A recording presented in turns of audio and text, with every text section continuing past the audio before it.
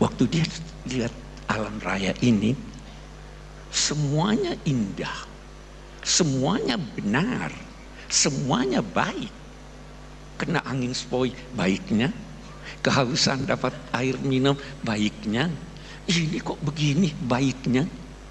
Maka dia berusaha mencari apa yang terbaik dan menghimpun ketiganya. Di situ dia menemukan Tuhan. Nah, ini yang baik. Mencari yang benar melahirkan ilmu. Mencari yang baik melahirkan akhlak. Mencari yang baik, yang indah melahirkan seni. Tuhan mau kita itu jadi seniman, ilmuwan, dan kebudiman. Satu.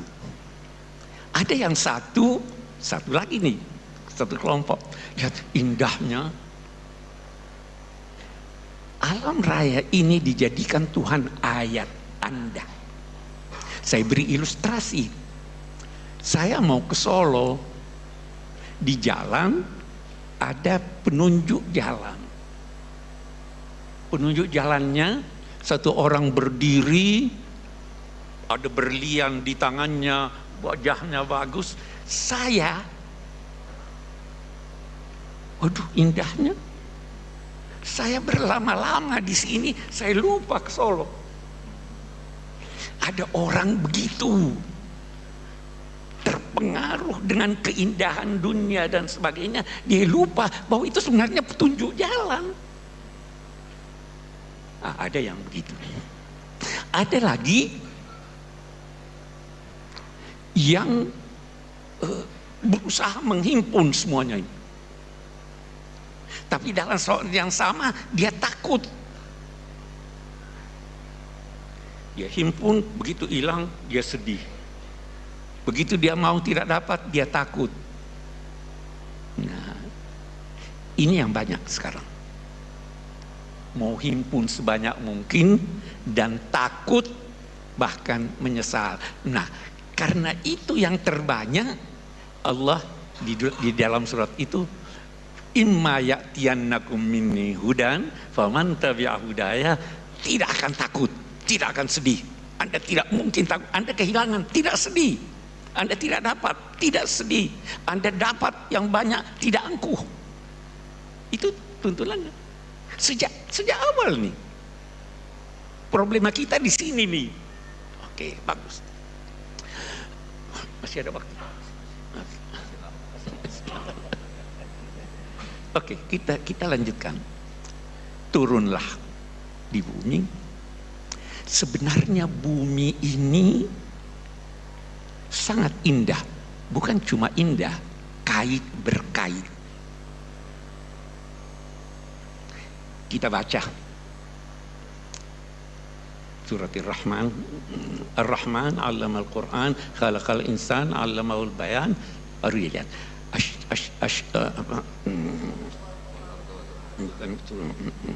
Wan najmu wasyajaru yasjudan was samaa rafa'aha wa walaqal mizan alla tatghaw fil mizan. Kita lihat. Cobalah pandang bumi ini. Bagaimana dia kait berkait. Pohon yang memiliki batang berdampingan dengan rumput. Pohon yang besar tidak menzolimi yang kecil. Yang kecil tidak ganggu yang besar. Ada keserasian. Ada keserasian antara manusia dan pohon. Betul? Kita menghirup apa toh? Oksigen dilahirkan oleh pohon. Pohon membutuhkan karbon, kita keluarkan itu. Ada kerjasama. An-najmu wasyajaru yasjudan was samaa rafa'aha wa wada'al mizan. Langit ditinggikannya, tapi dia menetapkan timbangan supaya teratur jalannya ini. Wal arda wada'aha lil anam.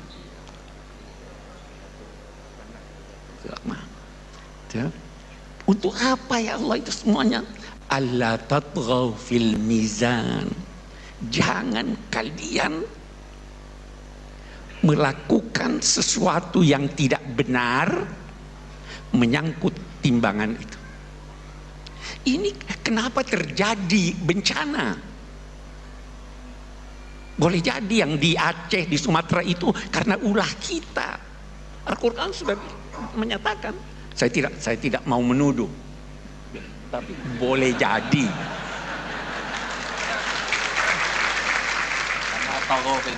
Nah, karena itu wala tatghaw fil mizan.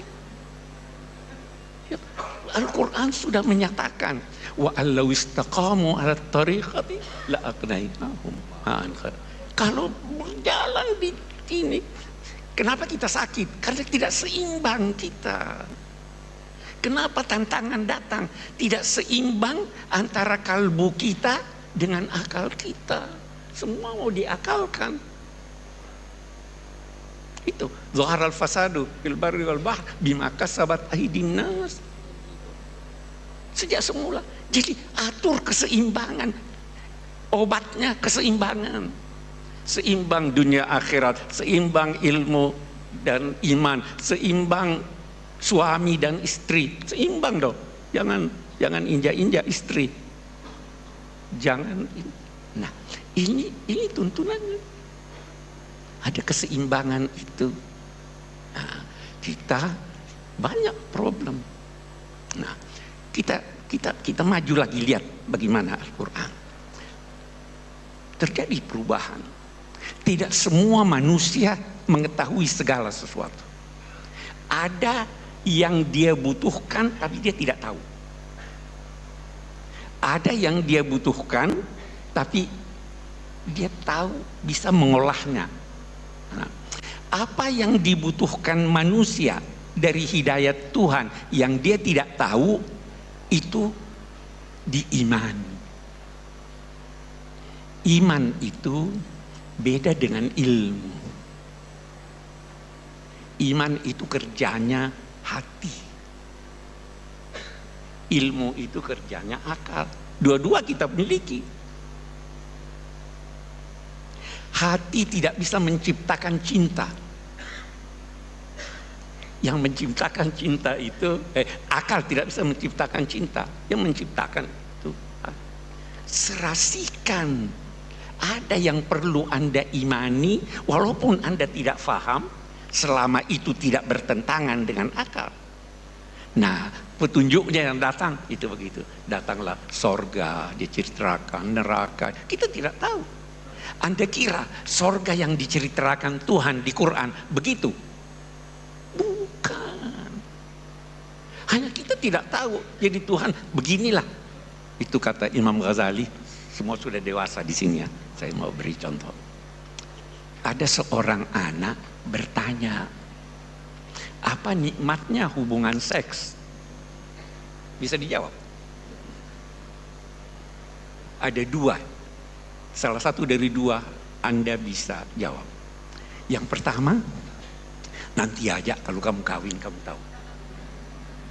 Mau tahu surga? Nanti kalau kawin, sekarang kamu tahu. Tidak bisa dipandangi oleh akal. Yang kedua apa? Tanya dia, apa yang paling kamu senangi? Dia jawablah, oh es krim. Surga lebih hebat dari es krim. Kita bayangkan surga itu apa? Yang paling hebat, istana, perempuan cantik, laki-laki gagah, ada makanan, anak. Itu masalul jannah, perumpamaannya, bukan begitu. Makanan yang diberikan, buah-buahan yang diberikan, hadzal ladzi utina min qabl wa utubihi mutasyabiha. Karena tidak bisa difahami oleh akal, tidak bisa terjangkau oleh akal. Hal-hal yang tidak terjangkau oleh akal, dia tidak terangkan. Salah satu di antaranya, kata sementara ulama, yas'alunaka 'anir ruh. Qulir ruhu min amri rabb. Ini hidayat Tuhan. Tetapi ada yang bisa terjangkau oleh akal. Kalau bisa terjangkau oleh akal, tetapi mengalami perubahan, tuntunannya lain. Tuntunannya singkat. Pemerintahan tuntunannya singkat. Syura, persamaan antar manusia, keadilan. Perdagangan hanya sekian ayat. Karena itu terjangkau oleh agama. Semua problema kita, termasuk problema yang sekarang ini orang ribut itu, saya sering namai KB. KB itu kecerdasan buatan. AI. Oke. Problema itu, problema kita, tantangan kita. Tantangan buat anak-anak kita tuh yang main HP itu luar biasa besarnya tantangannya. Tantangan kita ini kecerdasan buatan. Kenapa itu terjadi? Karena kita pisahkan antara kalbu dengan akal. Kita pisahkan. Allah menginginkan kita menggabung keduanya. Di sini ada tempatnya, di situ ada tempatnya. Iman ada tempatnya, akal ada tempatnya. Iman itu kerja hati, ilmu kerja otak. Iman atau ilmu menyesuaikan Anda dengan lingkungan Anda. Iman menyesuaikan Anda dengan jati diri Anda. Iman revolusi internal, ilmu revolusi eksternal. Iman menunjukkan arah yang Anda tuju. Ilmu mempercepat Anda sampai ke arah. Berbeda. Ini ilmu mempercepat kita sampai tujuan, tapi tujuannya salah karena tidak ada iman. Itu sebabnya Nabi berdoa, mengajarkan doa, Allahumma inni a'udzubika min ilmin la yanfa. Ilmu, tapi tidak bermanfaat. Ini tantangan besar kita sekarang. Tantangan besar kita dalam konteks memahami agama ini. Memahami agama ada cara-caranya. Bukan setiap orang mau saya begini, buka apa namanya, buka internet, buka ini hukumnya begini. Enggak begitu dong. Semua, saya kembali berkata, semua problem, tantangan yang kita hadapi karena kita tidak seimbang dalam hidup kita. Kita tidak menggabungkan antara ilmu dan iman. Kita tidak menggabungkan antara tuntunan wahyu yang tidak berubah dan tuntunan wahyu yang dapat mengalami perkembangan dalam penafsiran. Kita problem, kita masih mau pendapat lama. Itu sudah berubah selama. Dulu perempuan tidak boleh jalan sendiri. Ya. Sekarang fatwanya sudah boleh. Anak-anak saya berangkat ke Amerika sendiri, perempuan lagi. Kalau masih mau pakai yang lama, ada perkembangan. Ini banyak sekali tantangan, ya, kemiskinan, ketidakamanan, penjajahan, kebodohan, terlalu banyak tantangannya. Jalan keluarnya kembali kepada tuntunan Allah dan Rasulnya. Wassalamualaikum warahmatullahi wabarakatuh.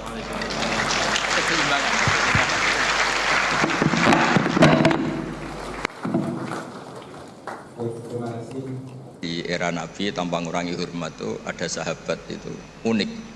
Dia sangat mencintai Nabi tapi nggak bisa meninggalkan hobinya mabuk. Jangan ditiru mabuknya, ditiru fakta itu. Tapi dia kalau disuruh mabuk di tempat-tempat kayak gitu nggak mau, dia inginnya deket-deket. Sampai ada orang yang terus bilang, wah dasar kamu khimar. Nggak teruskan monyet loh ya, ini cerita asli ini cerita. Dasar kamu khimar. Pak Quraisy pasti tahu hadis itu terkenal sekali, ada di Bukhari. Wa kana yulaqabu khimaran itu. Loh ini sudah iya. Saya nggak butuh ianya rektor karena ianya karena nggak tahu bilang iya. Butuh ianya ini. Jadi ini nambah pahalanya Pak Rektor, saya gojlok itu bukan ngurang. ngurangi pahala saya, nambah pahalanya Pak Rektor. Dan pahala saya dikurangi masih cukup lah, masih banyak, masih banyak.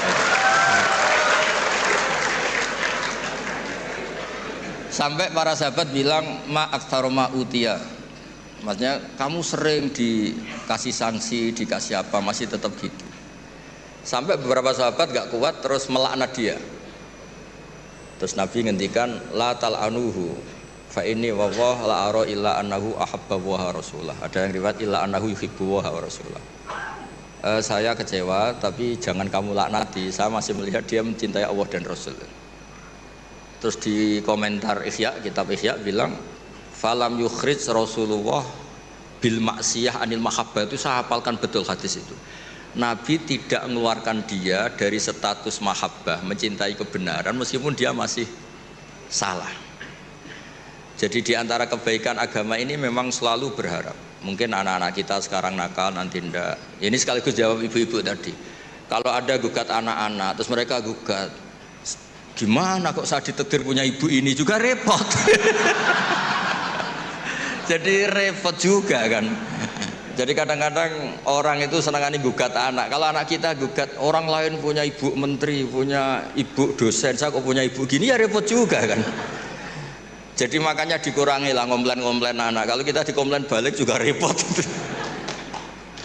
Jadi artinya ya hidup itu memang nggak pernah ideal, meskipun itu di zaman Nabi. Makanya kata ulama, yang ideal tuh nabinya. Kalau zaman mulai dulu ya sama, di Mekah dimusuhi kafir Mekah, di Madinah dimusuhi orang munafik. Ya tetap saja ada saja yang namanya problem. Karena dunia ini liyabluwakum ayyukum ahsanu amala. Saya sering cerita di mana-mana dan ini nyata. Ada kiai yang sangat khusyuknya itu nggak pernah mau punya penanya atau santri cantik. Kalau ada orang cantik nggak mau nerima, kalau orang jelek tuh mau dia. Tak tanya kenapa. Wah, kalau saya cantik, saya takut syahwat, takut birahi. Kalau jelek merongos kan enggak. Terus saya bilang ini dasar kiai amatir, kata saya. Kenapa kok amatir, Gus? Kalau melihat perempuan cantik itu dosa karena birahi, menghina perempuan jelek itu ya dosa karena menghina. Sama-sama dosa. Ada juga kiai itu yang berteman terus sama orang kecil, takutnya kalau berteman orang kaya itu tamak. Ternyata apa? Gara-gara berteman orang kecil mainnya suruh saja, nyuruh-nyuruh terus. Akhirnya dosa kamu istibat, menghambakan orang lain, memperbudak orang lain. Jadi sama sebenarnya problem semua. Makanya ini cerita Pak, ini mumpung ada Bu Ova Putri Pak Zeni. Saya itu kalau berteman, kalau nggak ditakdir Allah nggak mau.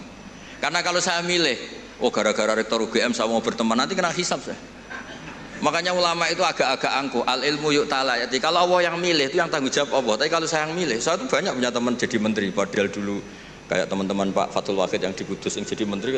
Tapi saya nggak pernah mau. Alasan saya tadi, kalau saya yang ikhtiar nanti tanggung jawabnya ke saya. Tapi kalau Allah yang menentukan, tanggung jawabnya di Allah Subhanahu wa ta'ala. Makanya dalam ilmu tasawuf ada kata-kata kun muradan wala takun muridan.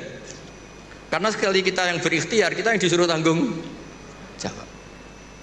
Ya, jadi untuk ngelola anak, ngelola istri atau ngelola suami sama itu tetap inna min azwajikum wa auladikum aduwwal lakum. Ada sisi mungkin kita nganggap anak, suami atau istri itu problem, tapi kata Allah wa in ta'fu wa tasfahu. Kalau kamu anggap legowo dengan fakta-fakta yang kita, karena kalau kita tidak legowo itu zaman Nabi itu ya ada sahabat yang enggak tadi sampai wa kana yulaqabu khimar, itu redaksinya sampai gitu. Dulu sahabat antara Ali dan Muawiyah atau Sayyidina Ali dan Sayyidina Muawiyah itu ya perang konflik. Sayyidah Aisyah dengan Sayyidina Ali ya sering salah paham. Jadi hidup itu gak pernah ideal. Yang ideal nanti setelah di surga, ya sudah mau apa coba. Saya cerita yang lucu tapi ini nyata. Nabi itu kalau ada halah, ada itu nangis, ingat Khadijah. Padahal ini hanya teman atau saudara ini. Aisyah cemburu. Ya Rasulullah, kenapa engkau ingat orang yang sudah tua padahal sudah diganti yang lebih muda? Khadijah disebut ajus tua sekali. Gantian Sayyidah Fatimah tersinggung, ibunya disebut ajus tua sekali. Dan selalu Aisyah itu bangga karena istri cantik muda. Terus kata Nabi, kamu ingin supaya Aisyah tidak jumawa sama ibu kamu Khadijah? Ingin ya Rasul. Itu Aisyah dibilangin, secantik-cantik kamu itu dapat duda, setua-tua ibu saya dapat berjaga. Jadi kadang Nabi itu ya asik saja Kak. Ya nggak serius-serius banget. Semenjak itu saya Fatimah Aisyah terus nggak pati jumawa banget itu.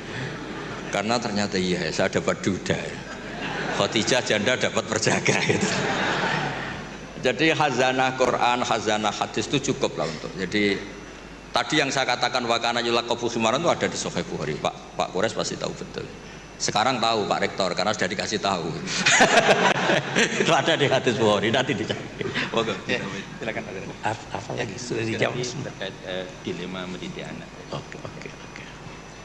Baik. Ada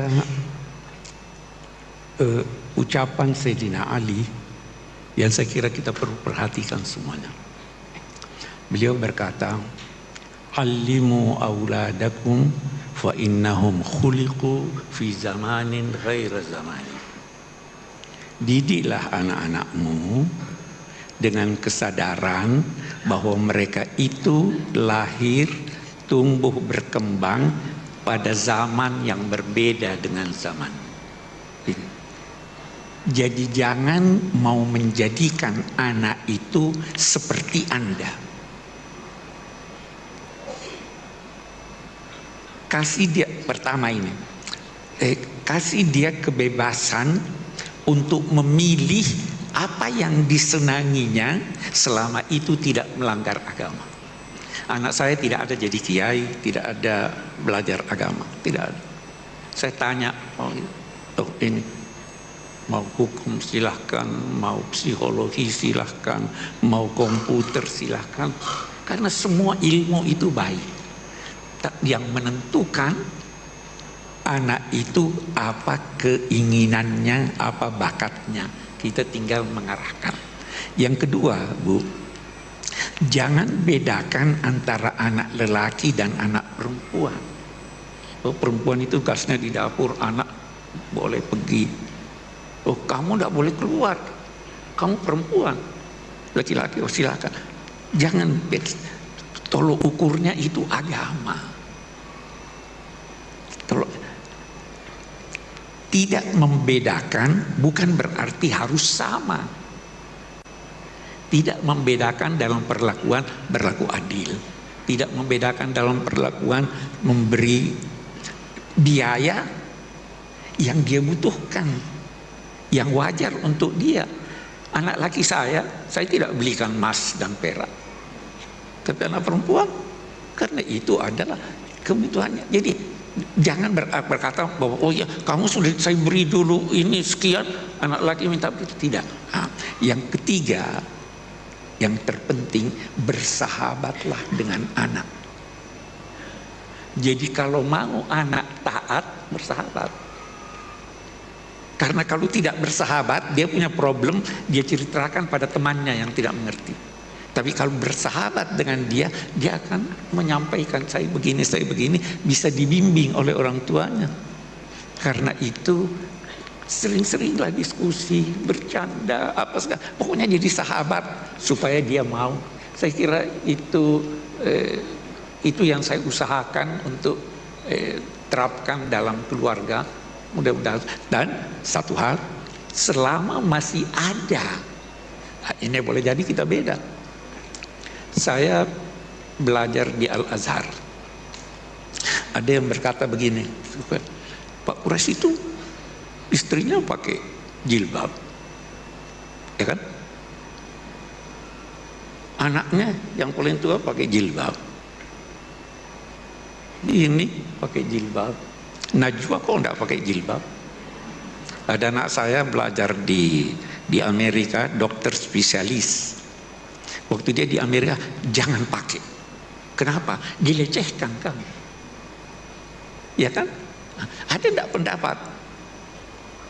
Ada jawabannya. Najwa, Abi, saya harus pakai jilbab. Terserah kamu. Ada pendapat begini, ada pendapat begini, ada pendapat begini. Saya tidak mau paksa, karena beragama itu jangan dipaksa, harus kesadaran, ya kan, bersahabat. Terus itu yang dia jawab, Tuhan tidak bertanya 5 tambah 5 berapa, karena jawabannya cuma 1. Tuhan bagaikan bertanya, 10 berapa tambah berapa. Kita bisa beda-beda. Ya kalau dia mau begitu dan itu dia sadari dan memang ada yang berpendapat begitu, silakan, saya tidak bisa paksa. Dia sudah bertanggung jawab sendiri. Anak saya yang laki sekolah di Australia di bidang komputer. Setelah selesai, saya masih ingin dia lanjut. Tapi dia sudah tidak mau lanjut. Saya mau berbisnis, sudah mau ini. Ya silahkan. Jadi jangan paksa anak. Tetapi kalau mau, sadarkan dia sehingga dia. Nah, kenapa dia sadar? Karena dia bersahabat dengan Anda. Karena Anda bersahabat dengan dia. Saya kira itu kunci yang saya bisa beri sebagai jawaban. Terima kasih. Terima kasih Gus Baha dan Prof. Gores. Baik, terakhir ini saya